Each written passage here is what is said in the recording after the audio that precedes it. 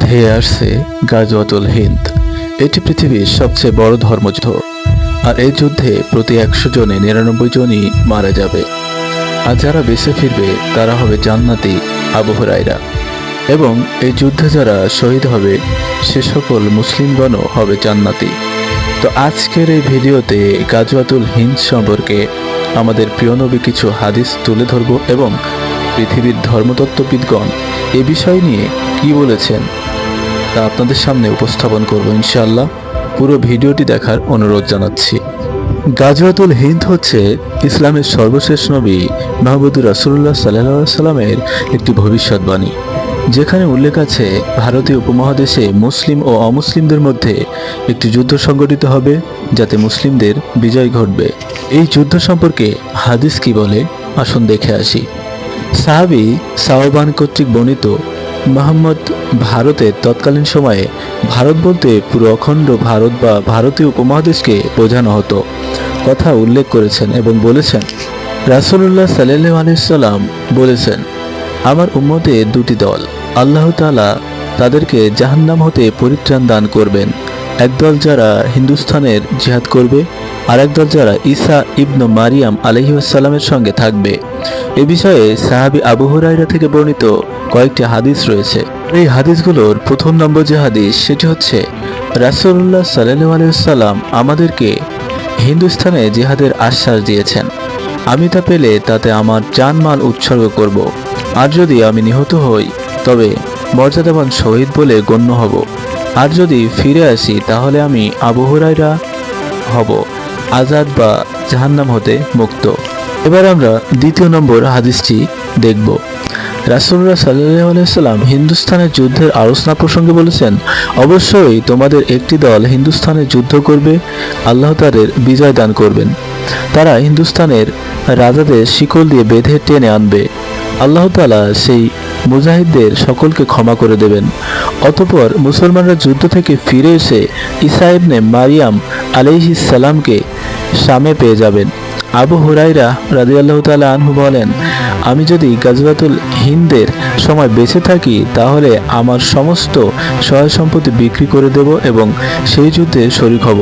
এরপর যখন আল্লাহ তাআলা আমাদের বিজয় দান করবেন এবং আমরা যুদ্ধ থেকে ফিরে আসব, তখন আমি হব জাহান্নামের আগুন হতে মুক্তপ্রাপ্ত আবু হুরায়রা, যে শামে গিয়ে ঈসা ইবনে মারিয়াম আলাইহিস সালাম সঙ্গে মিলিত হবে।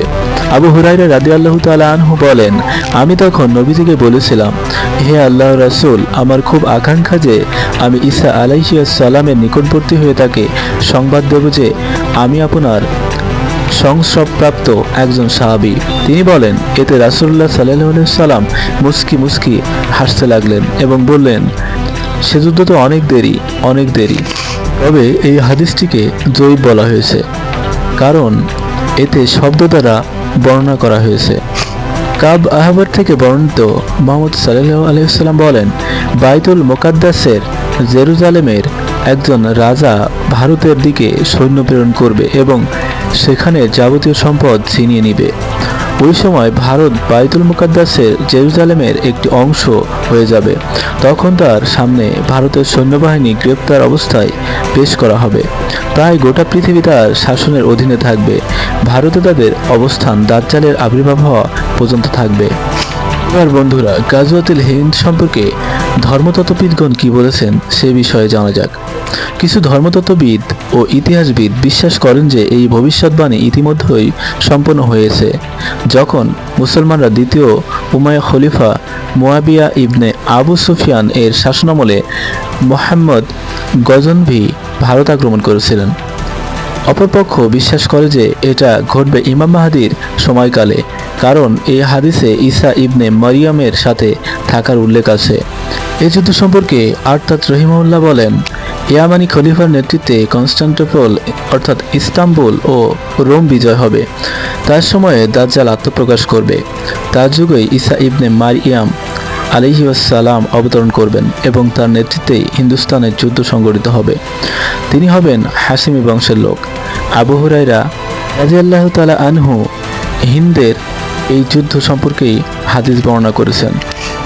সালেহ আল মুনাজ্জিদ বলেন, সাওবান রাদিয়াল্লাহু তাআলা আনহু ও আবু হুরায়রা রাদিয়াল্লাহু তাআলা আনহু এর এই হাদিসটি সহিহ হয়ে থাকলে এর স্পষ্ট ভাষ্য থেকে এটাই প্রতীয়মান হয় যে কাঙ্ক্ষিত গাজওয়াতুল হিন্দ শেষ জামানায় ঈসা আলাইহি ওয়াসাল্লাম এর অবতরণের নিকটবর্তী সময়ে সংঘটিত হবে।